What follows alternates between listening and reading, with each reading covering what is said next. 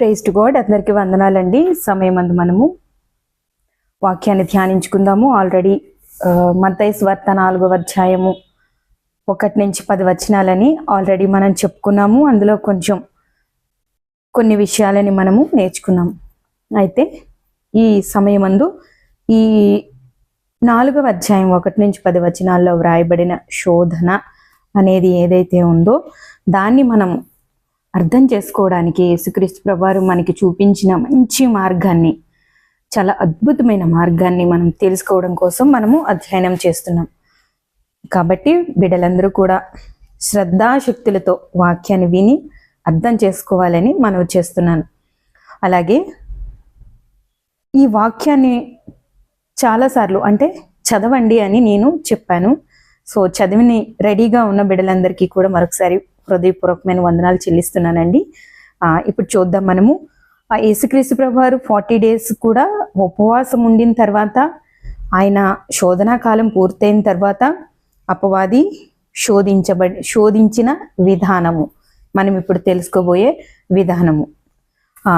అలాగే మన హెడ్డింగ్ కూడా మీరు చూసినట్లయితే యేసు ప్రభువారు దైవ కుమారునిగా శోధించబడ్డారా లేక మనుష్య కుమారునిగా శోధించబడ్డారా? ఈ విషయాన్ని మనం పెట్టుకున్న హెడ్డింగ్ని కూడా ఒకసారి గమనించాలి. ఎందుకంటే హెడ్డింగ్ కూడా చాలా ఇంపార్టెంట్ మన యొక్క పాఠానికి. పాఠం అని అనుకోవాలండి, నేర్చుకుంటున్నాం కాబట్టి పాఠమే. చూడండి, ఇప్పుడు 3వ వచనాన్ని నేను చదువుతున్నానండి, దయచేసి చూడండి. ఆ శోధకుడు ఆయన యొద్దకు వచ్చి, నీవు దేవుని కుమారుడు అయితే ఈ రాళ్లను రొట్టెలగునట్లు ఆజ్ఞాపించుమనెను. ఇక్కడ ఒకసారి ఆగుదామండి. ఈ శోధన అనేది ఏదో మత్తయి సువార్త 3వ అధ్యాయము 4వ అధ్యాయమో లేకపోతే బైబిల్లో ఎక్కడో ఒక చోట వ్రాయబడింది అదే శోధన అని మాత్రం అనుకోవద్దు. శోధన అనేది నిరంతర ప్రక్రియ. అది యేసుప్రభువారికైనా అది మనకైనా ఎవరికైనా, ఆయన శరీరధారిగా ఉన్నప్పుడు ఆయనకి శోధన అనేది నిరంతరం వచ్చింది. ఆయన ఎదుర్కొన్న విధానం అనేది చాలా ముఖ్యమైనది, మనకి మాదిరి. ఆ మాదిరిని ఇవ్వడం కోసమని యేసు ప్రభువారు చాలా అద్భుతంగా శోధనని జయించే మార్గాల్ని మనకి చూపించడం జరిగింది. చూడండి, ఇప్పుడు 3వ వచనం దగ్గర మనం ఆగాం కదా. ఆ శోధకుడు ఆయన యొద్దకు వచ్చి, నీవు దేవుని కుమారుడవైతే కదా. ఇప్పుడు ఇక్కడ ఒకసారి ఆగుదాం. ఇక్కడ 2 విషయాల్ని మనం అర్థం చేసుకోవాలి. నీవు దేవుని కుమారుడవైతే, ఇగో యేసు ప్రభువారు నువ్వు ఒకవేళ దేవుని కుమారుడవైతే ఈ రాళ్లను రొట్టెలు చేయి. 2 విషయాలు ఏంటండి? ఆయన దైవత్వం పైన ప్రశ్న వేస్తున్నాడు, అలాగే రాళ్లను రొట్టెలు చేయి అని చెప్తున్నాడు. రాళ్ళు రొట్టెలు చేయడం అంటే ఆకలి. చూడండి, ఇప్పుడు అపవాది నీవు దేవుని కుమారుడు అయితే అని అడిగాడు కదా.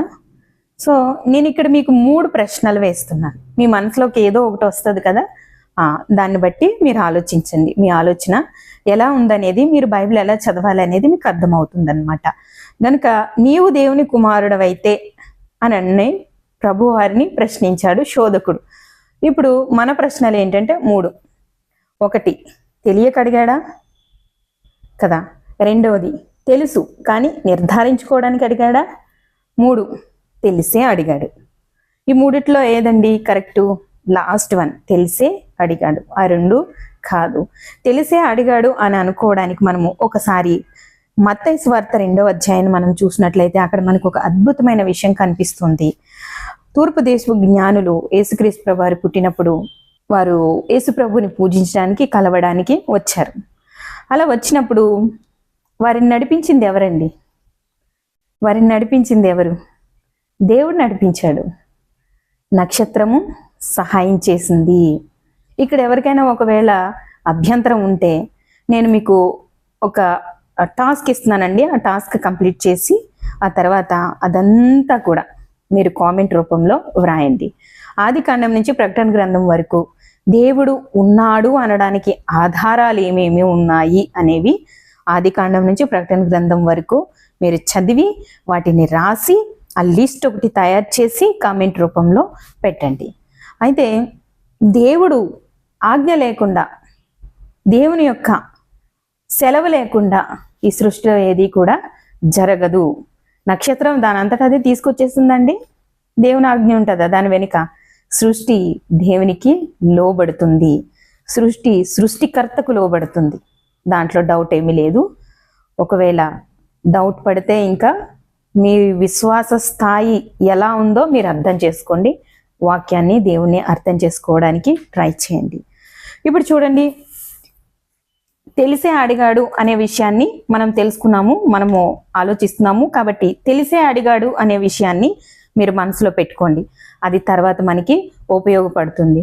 సో ఇప్పుడు ఈ జ్ఞానులు అనేవాళ్ళు బయలుదేరి యూదా దేశానికి వచ్చేటప్పటికి వారి యొక్క డైరెక్షన్ మారిందండి. డైరెక్షన్ మారి వారు ఏం చేస్తారంటే హేరోదుని కలిశారు.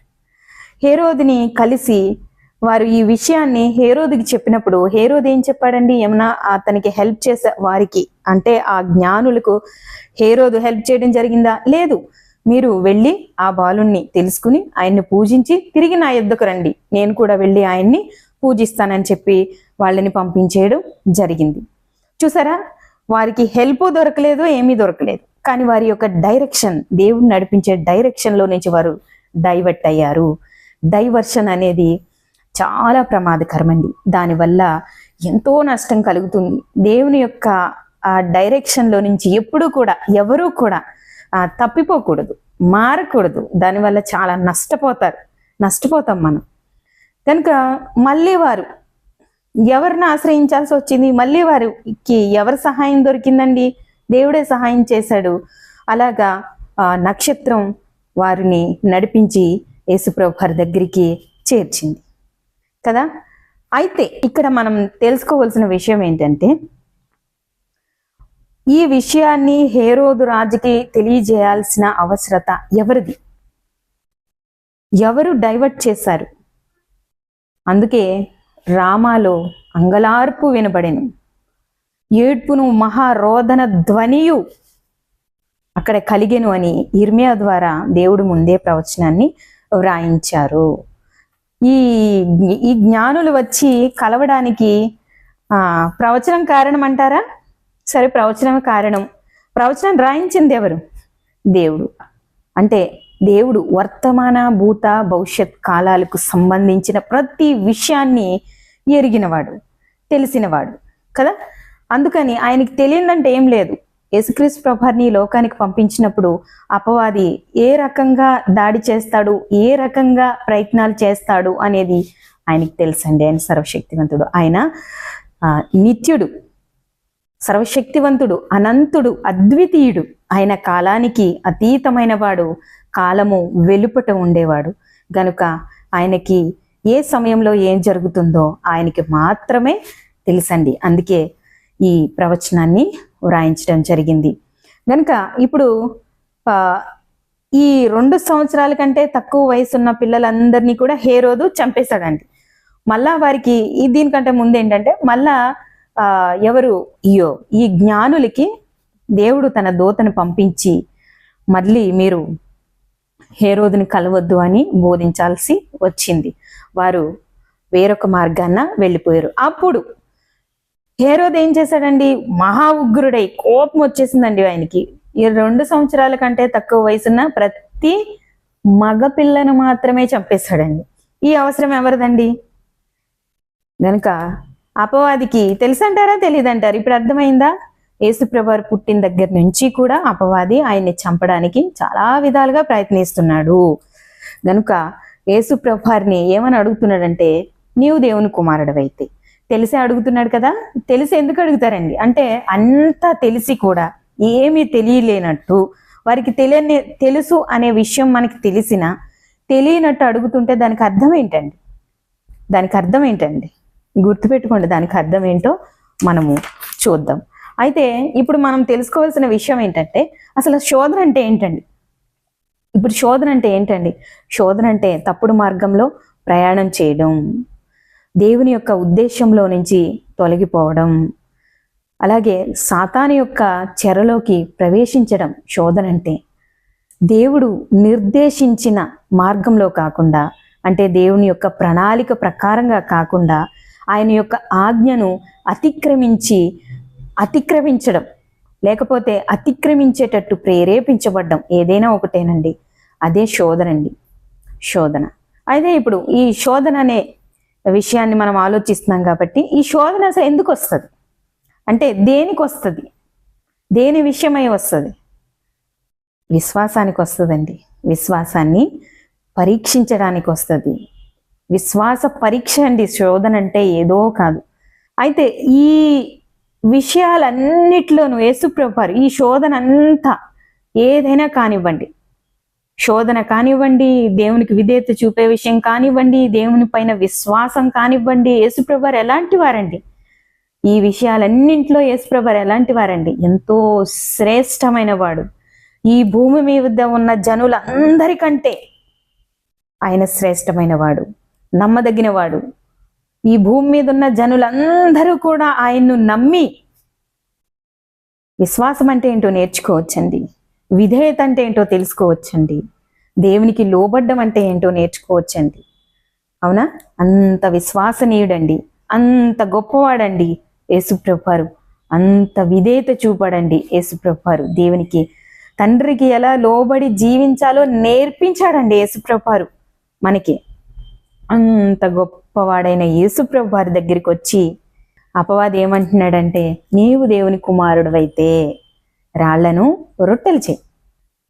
దైవత్వం పైన ప్రశ్నిస్తూ ఉన్నాడు. ఆయనలో ఉన్న దైవత్వాన్ని హేళన చేస్తున్నాడు. అంటే ఆయన ఆకలి కొన్నప్పుడు ఆకలి రొట్టె రాళ్ళు అని చదువుకుంటూ వెళ్ళిపోతే మనకేం అర్థం అవదండి, అర్థం అవదు. దేవుడు వ్రాయించిన దైవ జ్ఞానాన్ని పొందాలంటే వాక్యాన్ని పదే పదే ధ్యానించాలండి. ఆకలి ఎలాంటిదండి? ఆకలి ఎలాంటిది? ఆకలి బాధలో ఉన్న వ్యక్తి ఏం చేస్తాడండి? ఏం చేస్తాడు? దావీదు గారు ఏం చేశారండి? మొదటి సమూయేలు 21వ అధ్యాయము 1 నుంచి మనం చదివినప్పుడు దావీదు ఏం చేస్తాడండి? తాను యాజకులే తప్ప మరొకరు తినకూడదని ఆజ్ఞాపించిన సముఖపు రొట్టెని తీసుకుని తను తిని తనతో కూడా ఉన్న వారికి ఇచ్చేసాడండి. ఆకలి ఏం చేయించిందండి? ఆజ్ఞను అతిక్రమించేటట్టు చేయించింది. దావీదు మరి ఏమీ ఆలోచించలేదు. దేవుని ఆజ్ఞ ఇది, ఈ సముఖపు రొట్టెను నేను ముట్టుకోకూడదు అనేది కూడా మర్చిపోయి, అంటే ఆ ఆజ్ఞను కూడా ఆయన పట్టించుకోకుండా వెళ్ళిపోయి ఆ రొట్టెను తీసుకుని తినేశారండి. అంత భయంకరమైందండి ఆకలి. ఆకలి ఏదైనా సరే చేయిస్తుందండి మనిషిని, ఎంత తక్కువ స్థాయికైనా దిగజారిపోయేటట్టు చేస్తుంది ఆకలి. అంత భయంకరమైంది. అలాగే ఏషావు ఉన్నాడండి. ఏషావు యాకోబు. ఏషావు వేటాడతాడు కదా, ఆయన వేటాడి ఏమీ దొరక్క ఆయన ఇంటికి వచ్చినప్పుడు తన తమ్ముడైన యాకోబు చిక్కుడుకాయలు కూర చేసుకుంటున్నాడంట. ఇశ్రాయేలీలకి జ్యేష్ఠత్వము అనేది చాలా శ్రేష్టమైందండి, వారు శ్రేష్టంగా భావిస్తారు. అటువంటి శ్రేష్టమైన జ్యేష్ఠత్వాన్ని పొందిన ఏషావు ఆ ఆకలి బాధలో ఉన్నప్పుడు ఆ చిక్కుడుకాయ కూరను చూసి టెంప్ట్ అయిపోయాడండి. అంటే అతను తట్టుకోలేకపోయాడు ఆ ఆకలి బాధ. ఇంకా మనకి ఏదైనా ఆకలి వేస్తున్నప్పుడు ఏదైనా మంచి స్మెల్ రాగానే ఏమవుతుందండి, ఆకలి డబల్ అయిపోద్ది అనమాట. పాపం ఏషావు గారు కూడా అట్లాంటి టెంప్టేషన్కి లోనయ్యారనమాట. సో ఆ చిక్కుడుకాయల కూర చూడగానే అసలు ఆయన భరించలేనిటువంటి ఆ ఆకలి బాధతో ఏం చేశాడంటే ఆయన యొక్క జ్యేష్ఠత్వాన్నే తృణీకరించేశాడు. అది ఎంత శ్రేష్టమైన భాగ్యమో అది అతనికి తెలుసు. అయినప్పటికీ నేను చావనై ఉన్నాను అంటే ఆకలి మనిషిని చంపేస్తుంది, శారీరకంగా, మానసికంగా, ఆత్మీయంగా. ఆకలి చావుకు కారణమవుతుంది. అంటే ఆకలిలో ఉన్నప్పుడు ఏదైనా దేవునికి విరుద్ధమైనగా మనం ఏదైనా ప్రవర్తిస్తే మనం ఏమైపోతామండి? ఆత్మానుసారంగా చచ్చిపోతాం. శరీరానుసారంగా తప్పు చేసినా ఆత్మానుసారంగానే చచ్చిపోతాం. గనుక ఈ విషయాలన్నింటినీ మనకి అర్థం అవడం కోసం దేవుడు చక్కగా ఈ విషయాన్ని వ్రాయించడం జరిగింది. అంత భయంకరమైందండి ఆకలి. అటువంటి సమయంలో అపవాది ఆయన పైన దాడి చేస్తున్నప్పుడు యోబు గారు, ఇక్కడ మనం గుర్తు చేసుకుంటే యోబు గారు గురించి ఆలోచించినప్పుడు యోబు 31:1 వచనంలో నాకంటే తక్కువ వయసు గలవారు నన్ను ఎగతాళి చేయుచున్నారు అని వ్రాయబడి ఉందండి. యోబు గ్రంథంలో 30వ అధ్యాయము 1వ వచనంలో నాకంటే తక్కువ వయసు వారు నన్ను ఎగతాళి చేయుచున్నారంటే అర్థం ఏంటండి? యోబు గారికి వచ్చిన శ్రమలను బట్టి, యోబు గారికి వచ్చిన ఆ యొక్క మహాభయంకరమైన వేదనలను బట్టి ఆయన యొక్క స్నేహితులు ఆయన్ని కలవడానికి వచ్చారు. యోబు గారి గురించి బాగా తెలిసిన వారు, ఎరిగిన వారు ఆయన స్నేహితులు. అటువంటి వారు మాట్లాడుతున్న మాటలను బట్టి ఆయన తెగించాడండి సర్వశక్తివంతుడైన దేవుని ముందు నిలబడి మాట్లాడడానికి. కానీ గొప్ప విషయం ఏంటంటే, యోబు గారు ఎంత మాట్లాడినా సరే ఆయన మాటల్లో ఏం లేదండి, అన్యాయం లేదండి. దేవుని విషయంలో అంత న్యాయబద్ధంగా మాట్లాడాడు. అందుకే యోబు 38వ అధ్యాయంలో దేవుడైన యెహోవా సుడిగాలిలో నుంచి ప్రత్యుత్తరం ఇవ్వడానికి దిగొచ్చారండి.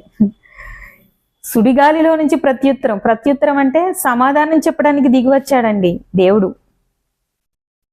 ఒక మాట చెప్పాడండి యోబుకి, ఆలోచన చెరుపు, వ్యర్థమైన మాటలు చెప్పి ఆలోచన చెరుపు వీడెవడు? ఎవడండి అక్కడ ఉన్నవాడు? ఆయనకి తెలుసు. యోబు గారికి తెలుసో తెలీదో, ఎందుకంటే యోబు గారికి మేబీ తెలియకపోవచ్చు. ధర్మశాస్త్రం కూడా లేని రోజుల్లో యోబు గారు దేన్ని ఆధారం చేసుకునండి ఆయన శోధనలన్నింటినీ జయించాడు. ఆయన గ్రంథాన్ని చదివినప్పుడు, యోబు గ్రంథాన్ని చదివినప్పుడు దేవుడు ఉన్నాడు అనడానికి ఆధారాలలో ఒకటైన మానవ శరీరం గురించి ఆయన వర్ణించిన విధానం చూడాలండి. మనమండి దేవుడు ఉన్నాడు అనడానికి మనమే ఒక ఆధారం. ఒక చెయ్యి పోతే మరొక చెయ్యి ఎవరు చేయలేరండి. ఇలాంటి చెయ్యి, ఒక కన్ను పోతే చేయలేరు, ఏది చెయ్యలేరు. ఈ సృష్టి దేవునికి మాత్రమే సాధ్యం.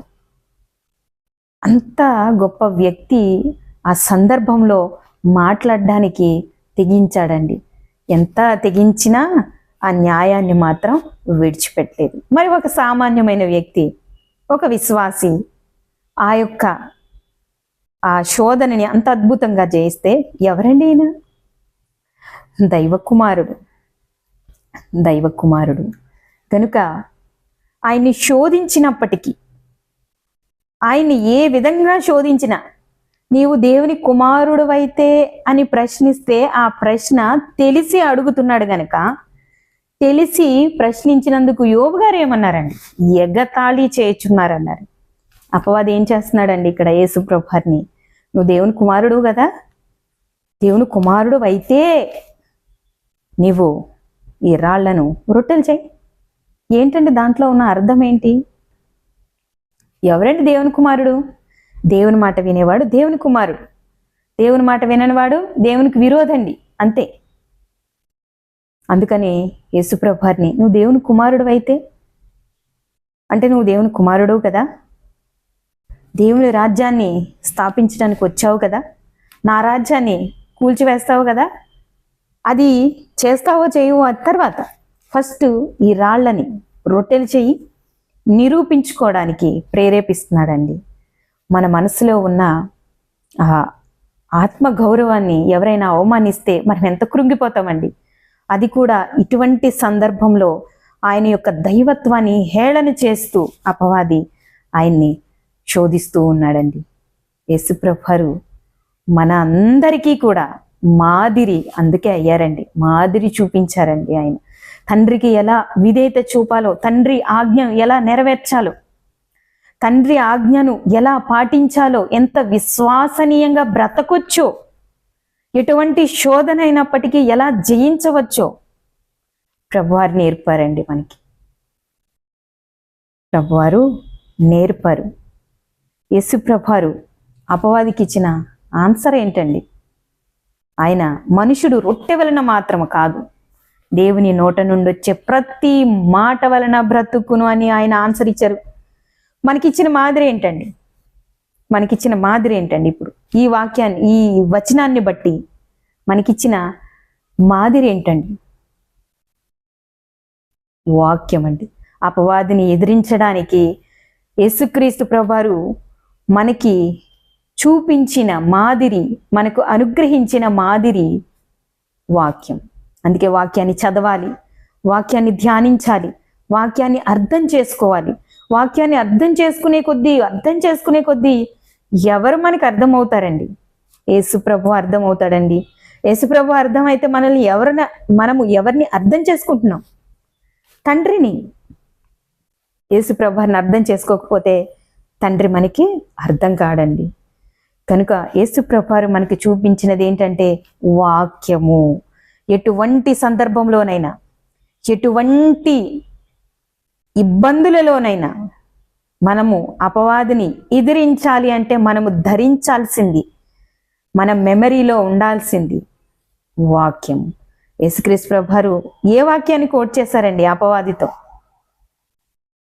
ఇజ్రాయేలీలు 40 సంవత్సరాలు ఆ ఎడారుల్లోనూ, ఆ కొండల మధ్య, ఆ అరణ్యంలో తిరుగుతున్నప్పుడు వారికి ఆహారం ఎక్కడి నుంచి వస్తుందండి? నీళ్ళు ఎక్కడి నుంచి వస్తాయండి వారి దాహం తీర్చడానికి? అక్కడ ఎన్నో రకాలైన శోధనలు. అక్కడ కూడా ఉన్నది ఎవరు? ఈయనే, అపవాది. అందుకని ఆ దుష్టాంతరాలన్నింటినీ ఎత్తి చూపడం జరిగిందండి. అక్కడ నీళ్లు లేవు, ఆహారం లేదు, వారి ఆకలి ఎలా తీరింది? దేవుని మాట ఇస్తే వారికి ఆహారం అనుగ్రహించబడింది. దేవుని మాట ఇస్తే వారి దాహం తీర్చబడింది.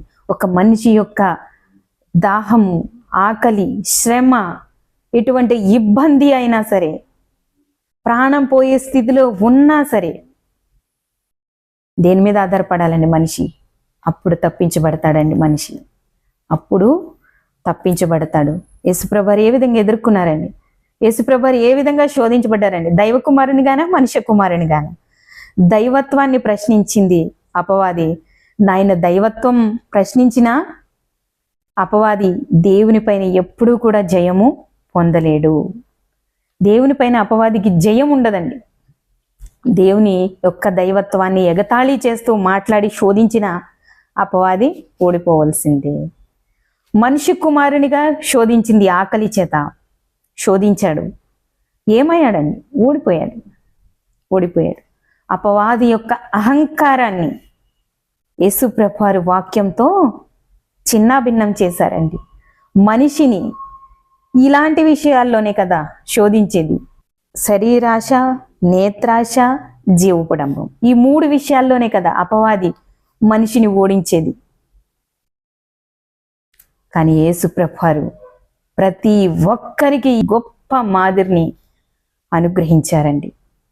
కనుక చూడండి, ఇంకా మనం ముందుకెళ్ళినట్లయితే ఇప్పుడు ఒక విషయాన్ని, ఒక పాయింట్ని మీరు ఇప్పుడు మీ మైండ్లో ఫీడ్ చేసుకోవాలి. ఏంటంటే అపవాది మన దగ్గరికి ఎలా వస్తాడంటే అంతా తెలిసినా కానీ ఏమీ తెలియలేనట్టు,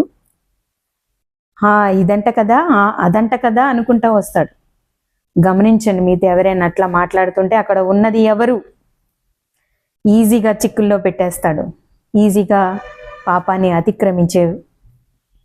ఆజ్ఞను అతిక్రమించి పాపం చేసే విధంగా ప్రేరేపిస్తాడు. అందుకే అపవాది యొక్క పని ఏంటంటే నిరంతరం దేవుడు చెప్పంది మనతో చేయించడం, దేవుడు చెప్పింది మనం చేయకుండా ఉండడం. అంతే. దేవుడు చెప్పంది చేసినా, చెప్పినది చెయ్యకపోయినా, ఈ 2 మనతో చేయించి, మనల్ని ప్రేరేపించి, మనతో చేయించకుండా ఉండేటట్టు చూసేది అపవాది. గనుక వాటిని ఎదిరించి, ఆ తంత్రాలను, అపవాది యొక్క తంత్రాలను ఎదిరించి జయించి నిలబడ్డానికి వాక్యం మనకి బలమైన ఆయుధం. అదే యేసుక్రీస్తు ప్రభువారు మనకి చూపించటం జరిగింది. రెండవది మనం చూసుకున్నట్లయితే, రెండవ శోధన ఏంటంటే చూడండి 5వ వచనాన్ని. అంతటా అపవాది పరిశుద్ధ పట్టణమునకు ఆయన తీసుకుని పోయి దేవాలయ శిఖరమును ఆయన నిలవబెట్టి, నీవు దేవుని కుమారుడు అయితే కిందికి దూకు. ఇక్కడ కూడా దైవత్వం పైన ప్రశ్నిస్తున్నాడు. అలాగే క్రిందికి దూకు, నువ్వు దేవుని కుమారుడు అయితే క్రిందికి దూకు. ఆయన తన దూతలకి ఆజ్ఞాపిస్తాడు, వారు వచ్చి నిన్ను పట్టుకుంటారు.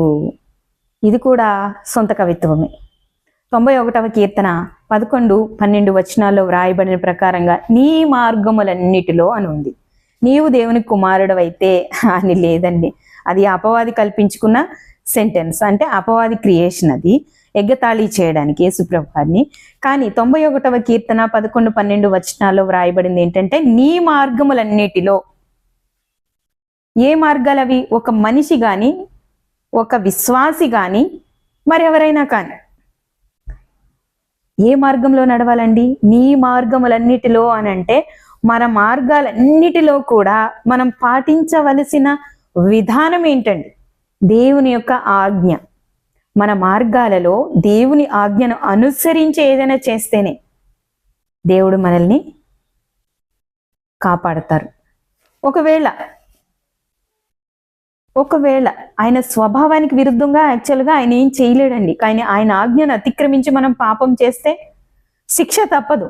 కానీ ఒకవేళ ఆయన తప్పించినా అది పాపమేనండి. మనకి అది పాపం. ఆ పాపం చేసే విధంగా, ఆ ఆజ్ఞను అతిక్రమించే విధంగా అపవాది ప్రేరేపిస్తాడు. ఎప్పుడు నిరంతర సాధన అది అతనికి. దేవుని యొక్క ఆజ్ఞను అతిక్రమించడానికి అపవాది ఆయన్ని ప్రేరేపిస్తూ ఉన్నాడు. చూడండి, ఆజ్ఞ అనేది దేవుని చిత్తానుసారంగా, అంటే ఆయన ఏ విధంగా చెప్పారో ఆయన చెప్తేనే చెయ్యాలి, లేకపోతే చేయకూడదు. ఆయన ఆజ్ఞ ఎంత గొప్పదో తెలుసండి. ఆయన ఆజ్ఞానుసారంగా ఏ పని చేసినా ఆయనకి ఇష్టం. ఆయన ఆజ్ఞను అంటే ఆయన చెప్పంది చేయడం అది మనకి పాపం. దేవుణ్ణి మనము శోధించినట్టు. యేసుక్రీస్తు ప్రభువారిని ఇప్పుడు ఎలా ప్రేరేపిస్తున్నాడు? నీవు దేవుని కుమారుడు అయితే అని ఆయనలో ఉన్న దైవత్వాన్ని హేళన చేస్తూ ఆయన్ని ప్రేరేపించటం జరుగుతుంది. దేవాలయ శిఖరం నుంచి ఒకవేళ ఆయన దూకేస్తే, ఒక మానవునిగా అంత ఎత్తైన శిఖరం నుంచి దూకినప్పుడు ఎవరు బ్రతకరండి. యాక్చువల్గా ఆయన్ని చంపటానికి ప్రయత్నం చేస్తున్నాడు. అలాగే దేవుని యొక్క ఆజ్ఞను అతిక్రమించే విధంగా ప్రేరేపిస్తూ ఉన్నాడు. చూడండి, ఒక విషయాన్ని మనం ఈ సమయంలో జ్ఞాపకం చేసుకుందాము. యేసుక్రీస్తు ప్రభువారు ఇక్కడ అపవాదికి ఇచ్చిన ఆన్సర్ని మనం ఒకసారి చూసినట్లయితే, ప్రభువైన నీ దేవుణ్ణి నీవు శోధింపవలదని మరి ఒక చోట వ్రాయబడి ఉన్నదని చెప్పాను. చూడండి, నిర్గమాకాండం 17వ అధ్యాయం 1 నుంచి చదువుకుంటా వెళ్ళినప్పుడు అక్కడ ఇజ్రాయేలీలు 40 సంవత్సరాల ప్రయాణం ఉంది కదా. ఆ ప్రయాణంలో వారు ఒక చోట దిగారు. ఆ చోట త్రాగడానికి నీళ్లు లేవు. నీళ్లు లేనప్పుడు వారు ఏం చేశారంటే, యెహోవా మన మధ్య ఉన్నాడా లేడా, మనకి ఇప్పుడు వాటర్ అంటే ఈ నీళ్లు మనకి అనుగ్రహిస్తాడా అనుగ్రహించడా అని ఆయన్ని శోధించారంట. వాళ్ళు శోధించడం వలన వారికి నీళ్లు అనుగ్రహించబడ్డాయా? అనుగ్రహించబడ్డాయి. కానీ వారు దేవుణ్ణి శోధించటం చాలా భయంకరమైన పాపం. ఒక తల్లిని ఒక బిడ్డ వచ్చి అమ్మ నువ్వు నన్ను ఎందుకు కన్నావు అని అడగడం అది ఎంత భయంకరమైన పాపం అండి. అసలు ఆ తల్లి ఆన్సర్ చెప్పగలదా? ఒక మనిషి జన్మకు కారణం దేవుడు. దేవుడు తనకి బిడ్డలను కావాలనుకున్నాడు కాబట్టి ఒక మనిషి భూమి మీదకి రావాలన్నా, ఒక మనిషి భూమి మీద నుంచి వెళ్ళిపోవాలన్నా అది ఆయన చేతిలో ఉంటది. కానీ ఒక తల్లిని అడిగితే, ఒక తండ్రిని అడిగితే వారు ఏం సమాధానం చెప్పగలరండి? అది ఎంత తప్పండి, అది ఎంత పాపమండి. దేవుణ్ణి శోధించటం అంతకన్నా భయంకరమైందండి. ఎందుకంటే అర్థమవుతుందని ఈ ఎగ్జాంపుల్ చెప్పాను నేను. ఎంత భయంకరమైందండి. ఆయన ఉన్నాడా లేడా, ఆయన ఈ పని చేస్తాడా చేయడా, ఎంతసేపు మన ఆలోచన నెరవేరాలి, మన ఆలోచన నెరవేరాలి, మనం అనుకున్నది నెరవేరాలి. ఇది దేవుణ్ణి శోధించడం అండి. లేరా అండి అనేక మంది విశ్వాసులు, విశ్వాసంలో ఉన్నవారే, ప్రభువుని నమ్మిన వారే, వారి మనసులో ఏముందో అది నెరవేరటం కొరకు ఎంత కన్నీటి ప్రార్థనైనా చేసేస్తారు. ఇది ఎవరి స్వభావం అండి? దేవుని శోధించే అపవాది యొక్క స్వభావం అండి. అందుకే ప్రార్థన చేసేటప్పుడు ప్రార్థనలో ఏమని జ్ఞాపకం చేసుకోమని చెప్పారండి యేసు ప్రభువారు? నీ నామము పరిశుద్ధపరచబడును గాక, నీ రాజ్యము వచ్చును గాక, నీ చిత్తం పరలోకమందు నెరవేరినట్లు భూమి యందును నెరవేరును గాక, శోధనలోనికి తేక మమ్మల్ని కీడు నుండి తప్పించు. ఇలా చేయమన్నారండి ప్రార్థన యేసు ప్రభువారు. అందుకే ఎంతసేపు ఆయన చిత్తాన్ని వెదకాలి, ఆయన ఆలోచన ఏంటి, ఆయన సంకల్పం ఏంటి, ఆయన ఉద్దేశం ఏంటి మన పట్ల అనేది గ్రహించాలి. కానీ ఎప్పుడు మన మనసులో ఉన్న ఆ చెత్తా చెదారం అంతా కూడా దేవుని పాదాల యొద్ద పెట్టి దాన్ని సఫలం చెయ్యి అని అంటే గనుక సాతాను యొక్క, అపవాది యొక్క స్వభావం కలిగి మనం దేవుని శోధించిన వారం అవుతాం. అందుకే యేసు ప్రభువారు నీ దేవుని నువ్వు శోధింపవలదు అని అపవాదితో చెప్పడం ఇంతే కారణమండి. అన్ని అద్భుత కార్యాలు అంటే ఎర్ర సముద్రాన్ని 2 పాయలు చేసి వారికి ఎన్నో విధాలుగా సహాయం చేసి ఆ 40 సంవత్సరాలు వారిని నడిపిస్తే నీళ్ల కోసం దేవుణ్ణి శోధించటం అది ఎంత భయంకరం అండి. కనుక అలా శోధించవద్దు. అక్కడ కూడా నిలుచున్నది ఈయనే కనుక ఆ దుష్టాంతరాన్ని ఈయనకి ఎత్తి చూపించారు. అంటే అక్కడ మనం అర్థం చేసుకోవాల్సింది వారి యొక్క విశ్వాసం ఎలా ఉంది, వారి యొక్క విశ్వాసం దేవుని పైన ఏ విధంగా ఉంది, ఎంత విశ్వసనీయంతో ఉన్నారు. వాళ్ళు చేసిన ఉపకారాలన్నీ కూడా వారు పొంది ఒక్క విషయంలో చిన్న ఇబ్బంది వచ్చేసరికి వారి యొక్క విశ్వాసం దేవుని పైన ఎలా చూపిస్తున్నారు. మనం కూడా అంతేనండి. చాలా సందర్భాల్లో ఏదైనా ఆయన ఈ గాలి ఇచ్చి, ఇంత మంచి ఆరోగ్యాన్ని ఇచ్చి, ఇంత సహాయం చేసి, మనల్ని సజీవుల లెక్కల్లో ఉంచి మనల్ని బ్రతికిస్తే, మనము ఒక చిన్న విషయంలో ఏదైనా ఇబ్బంది కలిగితే దేవుడు నాకు ఇలా చేశాడు అలా చేశాడని ప్రశ్నించే వాళ్ళు అనేక మంది ఉన్నారు. విశ్వాసులే, వాక్యం చదివేవారే, కానీ దేవుని చిత్తం ఏంటని గ్రహించేది ఎంతమంది ఉన్నారండి? ఈ విధంగా బైబిలు చదివి వాక్యాన్ని అర్థం చేసుకుని యేసుక్రీస్తు ప్రభువారు చూపించిన మాదిరిని ఫాలో అవుతే గనక మనకి దేవుని యొక్క చిత్తం ఏంటి అసలు అనేది అర్థం అవ్వే అవకాశం ఉంది. అందుకే యేసు ప్రభువారు చక్కనైన ఆన్సర్స్ అపవాదికి ఇవ్వడం జరిగింది. ఎందుకు ఇచ్చాడండి? ఈయన శ్రేష్టమైన వాడు. ఈ భూమి మీద ఉన్న ప్రతి మనిషి ఆయనను నమ్మి, విశ్వాసం అంటే ఏంటో, దేవుని పైన విశ్వాసాన్ని ఎలా కలిగి ఉండాలో తెలియజేశారండి. ఆ విశ్వాసం మనం ఎప్పుడు పొందుతామండి? వినుట వలన విశ్వాసము కలుగును, వినుట క్రీస్తుని గూర్చిన మాట వలన కలుగును. వాక్యాన్ని ధ్యానించాలి, వాక్యాన్ని చదవాలి, వాక్యాన్ని ధరించుకోవాలి. అప్పుడే యేసుప్రభువారు మనకు అర్థమవుతారు. యేసుప్రభువారు అర్థమైన విధానాన్ని బట్టే మనం దేవునితో సహవాసము చేస్తాము. దేవుడు మనకి అర్థమవుతారు. యేసుప్రభువుని అర్థం చేసుకోకుండా మనకి తండ్రి అర్థమవ్వరు. ఇంకొక విషయం మనం చూస్తే, యేసుప్రభువారిని చంపటానికి కూడా అపవాది ఇక్కడ చాలా ప్రయత్నించినట్టుగా మనకు కనబడుతుంది. అంతే కదా, ఆయన పుట్టినప్పటి నుంచి ఎలా చంపాలి, ఆయన్ని చంపేస్తే వీడి రాజ్యానికి వచ్చిన ఇబ్బంది ఉండదన్నమాట. నెక్స్ట్ వీడి చేయాల్సిన పని వీడు చేసుకోవచ్చు ప్రశాంతంగా. అందుకని ఆయన్ని చంపేయాలి, ఆయన్ని చంపాలి అని నిరంతరం ప్రయాసపడ్డాడు. ఆ ప్రయాసంలో వాడు ఏమేమి చేశాడంటే, యేసుక్రీస్తు ప్రభువారు నేను అబ్రహాము కంటే ముందున్నవాడును అన్నప్పుడు యూదులు రాళ్లు పట్టుకుని ఆయన్ని కొట్టడానికి వచ్చారు. రెండవసారి తండ్రి నేను ఏకమై ఉన్నాము అని అన్నందుకు అప్పుడు కూడా యూదులు రాళ్లతో కొట్టి చంపడానికి ప్రయత్నించాడు. ఈ ప్రయత్నాలు, ఈ కోపం, ఈ అక్కర్సు, ఈ అసూయ ఎవరండి ప్రేరేపిస్తున్నారు? అక్కడున్న యూదుల్ని. అనేక సందర్భాలలో కారణాలు ఎతికారు యేసుప్రభుని చంపేయడానికి. అక్కడున్న యూదులు, ధర్మశాస్త్రోపదేశకులు, దేవుని తెలిసినటువంటి వారే, దేవుని ఆజ్ఞ తెలిసినటువంటి వారే, అన్యాయంగా ఎవరిపైన నిందలు మోపకూడదని తెలిసిన వారే ఎందుకంటే అలా ప్రేరేపించబడుతున్నారు. ఈరోజు నువ్వు నేను మనందరం కూడా వాక్యంలో ఉన్నవారమే. ఎన్ని విషయాలలో మనం తప్పిపోవట్లేదు, ఎన్ని విషయాల్లో అపవాది యొక్క ఆలోచన నెరవేర్చట్లేదు, ఎన్ని విషయాలలో దేవునికి వ్యతిరేకంగా, దేవుని ఆలోచనకు వ్యతిరేకంగా మనం ప్రార్థన చేయట్లేదు, మనం పనులు చేయట్లేదు. మనల్ని మనమే ప్రశ్నించుకోవాలి. శోధన అంటే ఏదో వ్యభిచారమో, దొంగతనమో, నరహత్య ఇవన్నీ కాదు. దేవుని యొక్క ఆజ్ఞను అతిక్రమించటమే పాపం. ఆజ్ఞను అతిక్రమించడం వల్ల పాపం, పాపం చేయడం వల్ల మరణం. ఇదేనండి. అందుకని ఈ శోధనలన్నీ కూడా అపవాది పెట్టేది ఎందుకంటే దేవుని ఆజ్ఞను అతిక్రమించి ఆయన శిక్షకు, ఆయన ఉగ్రతకు గురి అవ్వడం, అపవాది యొక్క ఇచ్ఛను, ఆలోచన నెరవేర్చుకోవడం. అందుకే వాడు శోధిస్తూ మన విశ్వాసాన్ని దెబ్బతీస్తూ ఉంటాడు. యేసుప్రభు వారు మనకి వాక్యాన్ని ఆయుధంగా ఇచ్చినందువల్ల ఈ వాక్యాన్ని ధ్యానించి, పఠించి అర్థం చేసుకోవడానికి ఆలోచన కలిగి ఉండాలి. మూడవదిగా మనం చూసినట్లయితే, మరలా అపవాది మిగులు ఎత్తైన యొక్క కొండ మీదకు ఆయనను తోడుకొని పోయి ఈ లోక రాజ్యములన్నింటినీ వాటి మహిమను ఆయనకు చూపి, నీవు సాగిలపడి నాకు నమస్కారము చేసిన ఎడల వీటన్నింటినీ నీకు ఇచ్చేదనని ఆయనతో చెప్పగా. ఇది కొంచెం కఠినమైందనమాట.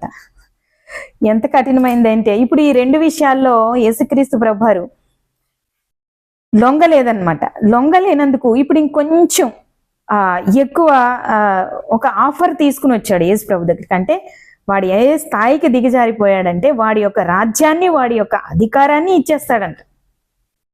అంటే ఏదో ఒక మూలలో ఉండి వాడి చిత్తాన్ని నెరవేర్చుకుంటాడు అనమాట. వాడి పని ఎప్పుడు ఆపుతాడు? ఆపడు కదా. కనుక వాడి అధికారాన్ని, వాడి స్థాయిని విడిచిపెట్టడానికి కూడా వాడు రెడీ అయిపోయాడంటే వాడు ఇచ్చిన ఆఫరు చూడండి. మనం ఎక్కడైనా ఒక ఆఫర్, ఎక్కడైనా మనం ఏదైనా కొనడానికి వెళ్ళినప్పుడు ఒక వస్తువు కొంటే ఇంకొక వస్తువు ఫ్రీ అన్నారనుకో, దాన్ని ఎలా అయినా కొనడానికి మనము ప్రయత్నిస్తాం. దాని మీదే ఉంటది మన ఇంట్రెస్ట్. ఇన్ని వేలు షాపింగ్ చేస్తే ఇది ఫ్రీగా వస్తుంది, లేకపోతే ఇది ఆఫర్ అని అన్నారనుకో, అన్ని వేల షాపింగ్ చేసి మనం ఆ వస్తువు తెచ్చుకోవడానికి మనం ఇష్టపడతాం. చూడండి, అపవాది ఇచ్చిన ఆఫర్లన్నీ వాడుకుంటే మనం ఏమైపోతాం? ఆ ఆఫర్లో మనం పొందిన వస్తువు ఎన్ని రోజులు పనిచేస్తుందో అది దేవుడెరుగు. తర్వాత ఆలోచనది. అపవాది మన దగ్గరికి తెచ్చిన ప్రతి ఆఫర్ని మనం వాడుకుంటే మనం అగ్నిలో వేయబడి కాల్చడానికి తప్ప ఇంకెందుకు పనికిరాం. వాడి యొక్క చిత్తాన్ని, వాడి యొక్క స్వభావాన్ని అనుసరించి జీవించిన వారిమవుతాం. యేసుక్రీస్తు ప్రభువారిని ఈ ఆఫర్ ఇచ్చినప్పుడు ఈ మాటను అసలు ఆయన వినలేకపోయాడండి, సహించలేకపోయాడండి.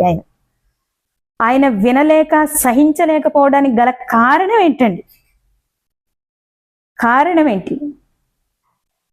నిర్గమకాండము 20వ అధ్యాయంలో ఆజ్ఞలలో చాలా శ్రేష్టమైనది మొదటి ఆజ్ఞగా దేవుడు ఇచ్చాడండి. ఒక ఆజ్ఞ, భూమి అందే గాని, ఆకాశం అందే గాని, భూమి క్రిందున్న నీళ్ల యందే గాని దేని రూపమును నువ్వు చేసుకోకూడదు, సాగిలపడకూడదు, నమస్కరించకూడదు. ఆజ్ఞ అండి అది.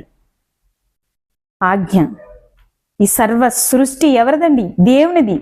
ఈ సృష్టి పైన ఆధిపత్యం ఎవరిది? దేవునిది. సర్వాన్ని సృష్టించిన ఆ సర్వ సృష్టికర్త రాజ్యాన్ని, మహిమ సంకల్పాన్ని ఏదైనా తోటలో దేవుడు ఇక్కడ ఈ భూమి పైన నెరవేర్చాలనుకున్నప్పుడు ఆ సంకల్పాన్ని పాడు చేశాడండి. దేని ద్వారా? ఆజ్ఞను అతిక్రమించడం ద్వారా, దేవుని మాటను క్రాస్ అయి చేయొద్దన్న పని చేయడం ద్వారా చెడగొట్టాడండి. ఆ యొక్క మహిమ సంకల్పాన్ని నెరవేర్చడానికి వచ్చిన యేసుక్రీస్తు ప్రభువారికి ఈ రాజ్యం ఇస్తానంటున్నాడు. ఈ రాజ్యము దేవునిది. దేవుని యొక్క రాజ్యాన్ని అన్యాయంగా, అక్రమంగా ఆక్రమించుకున్నాడండి అపవాది ఆక్రమించుకుని దేవుని యొక్క పిల్లలను వాడి చెరలో ఉంచుకుని పాపం అనే బంధకాల చేత బంధించి హింసిస్తున్నాడని, బాధ పెడుతున్నాడు. ఆధ్యాత్మిక అంధత్వంతో మనసు యొక్క మనోనేత్రాలకు గురుడితనం కలుగు చేసి ఆ మార్గాన్ని కనుక్కోకుండా వారిని బాధ పెడుతున్నాడండి. వారిని విడిపించడానికి, దేవుని యొక్క సంకల్పాన్ని ఇక్కడ నెరవేర్చడానికి, దేవుని యొక్క రాజ్యాన్ని ఇక్కడ స్థాపించడానికి వచ్చిన యేసుక్రీస్తు ప్రభువారిని సాగిలపడి నమస్కారం చేయమని అడగగానే ఇదంతా ఎరిగిన క్రీస్తు ప్రభువారు తట్టుకోలేక గెట్అవుట్ అన్నారండి. అంతే, పారిపోయాడండి. ఇంకా అపవాదిని ఎలా ఎదిరించాలి? వాక్యం అనే ఖడ్గంతో మనం నిలబడ్డప్పుడు వాడు పారిపోతాడు. ఎలా గెట్అవుట్ అన్నారండి? సమస్తం ఆయనకి తెలుసు, ఆయన ఎరిగిన వాడు గనుక గెట్అవుట్ అన్నాడు. అదే మనలాంటి వాళ్ళమైతే ఇవన్నీ మనము అర్థం చేసుకుని ఆలోచించి వాక్యాన్ని ఎందుకు చదవాలి, వాక్యాన్ని ఎందుకు అర్థం చేసుకోవాలి, ప్రతి సందర్భంలోనూ మన జీవితంలో వాక్యాన్ని ఎందుకు అప్లై చేసుకోవాలి. అందుకే ముందే చెప్పాను నేను, వ్యభిచారమో, దొంగతనమో, లేకపోతే ఎవరినైనా కొట్టడమో, నరహత్య, ఇవన్నీ కాదండి. వీటన్నింటికంటే అపవాది మనల్ని వాడి యొక్క స్వభావంలోనికి మార్చుకునే విషయాలు ఏంటంటే ఆజ్ఞను అతిక్రమించటం, చిన్న చిన్న మాటల్లో అబద్ధాలు ఆడడం, చిన్న చిన్న విషయాల్లో తప్పించేయడం. దయచేసి ఈ అపవాది యొక్క శోధనలను, దేవుడి నుంచి మనల్ని ఎడబాపడానికి అపవాది పెట్టే ప్రతి ప్రయత్నం నుండి మనం తప్పించుకోవాలంటే నిరంతరము వాక్య ధ్యానంలో బ్రతకాలి. అప్పుడే మనము ఆత్మీయ స్థితిలో బ్రతికి ఉంటాం. శారీరకంగా బాగానే ఉండొచ్చు, నేను బాగానే ఉన్నాను కదా అనుకోవచ్చు, కానీ మనం చేసే ఈ చిన్న చిన్న మిస్టేక్స్ మనకి తెలియవు.